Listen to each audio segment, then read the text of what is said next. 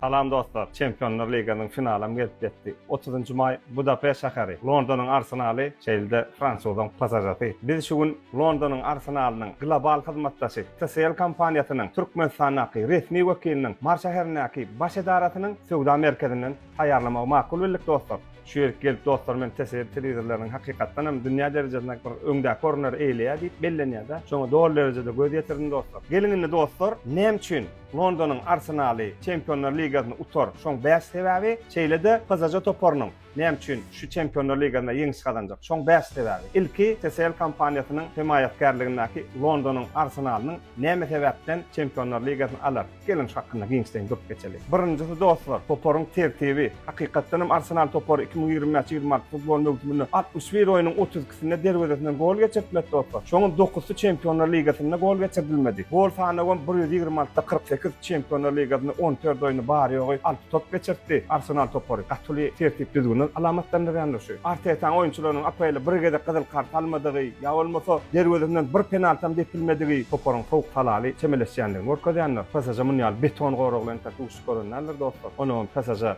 şu Çempionlar Ligasyna 44 top geçirdi, 22 top geçirdi. Goragym o diýenler hüjumga gortady. Ikinjisi oýunçylaryň gabarasy wagtda dostlar. Arsenalyň oýunçylarynyň ortaça boyu 184 cm, pasajanky 180-de ýeten dostlar. Umumyň atma garşylykda Arsenal toporynyň oýunçylary gatýonda barýanlar. Arsenallyk oýunçylary seredin dostlar. Saliba, Merinan gelmegi mümkin. Rice, Gabriel, Palafiori, Dukes atma garşylykda gabarat kiçi bolan pasaja kyn bolaýmasa. Üçüncüdi şahsy ýalňyşlyklar. Kysgaja epizodlarda pasajan oýunçylary gaty köp ýalňyşlyk goýberdi. Şol epizodlarym köp halatda olaň derwezine gol geçirtmegine getirdi. Arsenal'ın tersine epizodlarda gaty durs oýnap garşydaşyna köp gol geçirdiler. Özüm Arsenal toporynyň oýunçylary epizodlarda ýalňyşyk bar ýogy, şo ýalňyşlykda 9-0 Arsenaly top depildi. O da golum bolmady. Biliberiň Arsenal topory kiçijik mümkinçilikler döredip Sporting, Atletico Madrid toporlaryny ýeňiş kazandylar.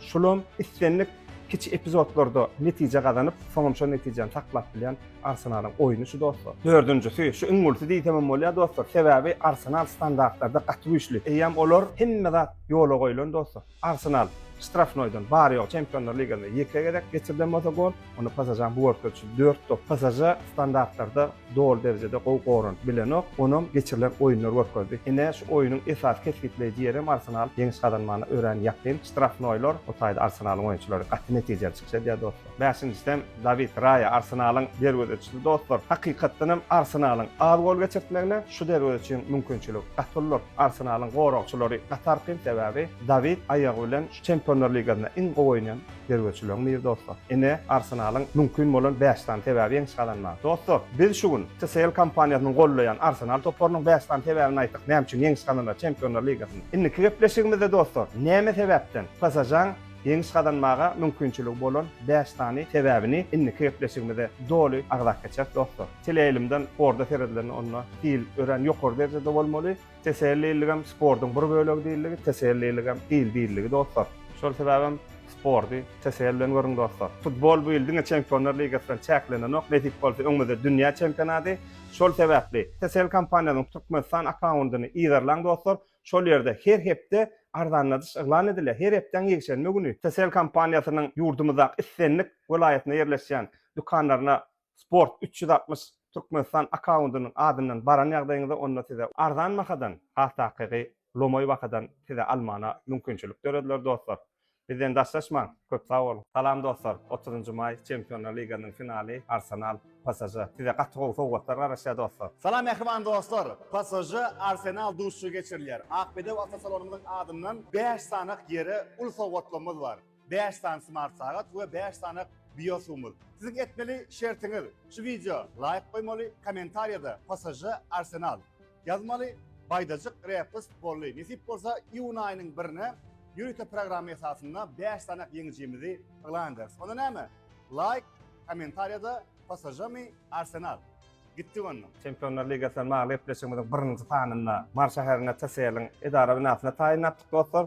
Onu biz Arsenalyň Çempionlar Ligasyny ýeňmegine 5 sebäp şolakda öwrün edipdik. Akbede hafta talonyny bilerikde taýýarlayan ikinji gepleşigimizde Kısaca topornyň näme üçin Çempionlar Ligasyny alar? Şoň 5 tane sebäp hakynda giňişleň durup geçelim. Birinji elbetde hüjümi, Hwiça, Dembele, Due, şu üçlük gyralardan, ortadan mümkin derejede hüjüm guraýar dostlar. Hwiçaň şu Çempionlar Ligasyndaky gol plus passa görkezdi dostlar 10+6 Dembele'nki 7+2 Duenki 5+4 aty netijeli üçlük hücumy. İkincisi oyunun başyndaky ýokary pressingi Bavaria bilen geçirilen ikinci yarı finalda görünsüňiz dostlar. Duşun başyna gol geçiren PSG pressing oyununu sarlap oyunu öz peýdasyna tamamlandy. Özüm PSG şu Çempionlar Ligasyna geçiren gollarynyň 20 götürümi karşıdaş meýdanyň pressing esasyna alınan toplar bilen baglandyr dostlar. Ine PSG ýokary pressinge hemme topar çydap bilen dostlar. Üçüncü sebäbi Enrique futbolçulary gany Arsenalyň oyunu düýp götür bulaşdyryp biljegem şu ýagdaý dostlar. Dördüncü sebäbim elbetde yarım oro Vitinha,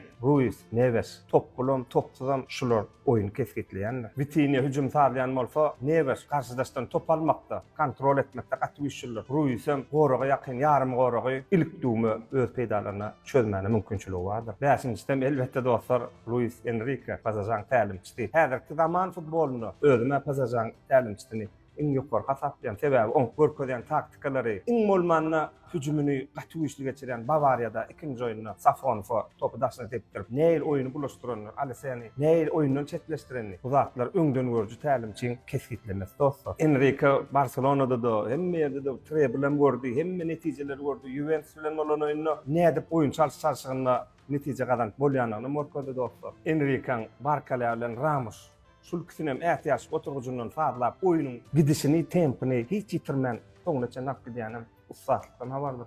Özüm Enrique üçin şu duşuk adat bar, wajib duşuk bolsa, sebäbi bol köpden şadanyda. Onu Arsenalyň tälimçisi Arteta üçin ullukan syna egzamin hakyky sebäbi on ömrüni mundial finalyna tak bolup görenok dostlar. Ine artık maçdan şu taýda jemlenýär dostlar. Geçen gepleşigimizde Arsenalyň bäş sebäbi, bu gepleşigimizde PSG-nyň bäş sebäbi. Deňişdireliň dostlar. Kommentarlarda öz pikirlerinizi ýazyň dostlar. Kralçalyň. Bizden daşlaşman köp sag bolun. Liga çempionluğu şu gün akşam Arsenal utya. Buna Arsenal cankörlerinden başka anan yan adam yok. Hemme PSG utya esasan uluk hasap bilen utur diýerler.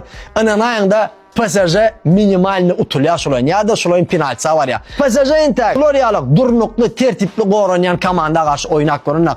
Hem utan komandalaryň goragynda gatyl problemler bardy. Arsenalda oşo problemi ýok. Sezonyň başyndan bäri Arsenal Liga çempionlukda bary ýok, 6 gol geçiripdir.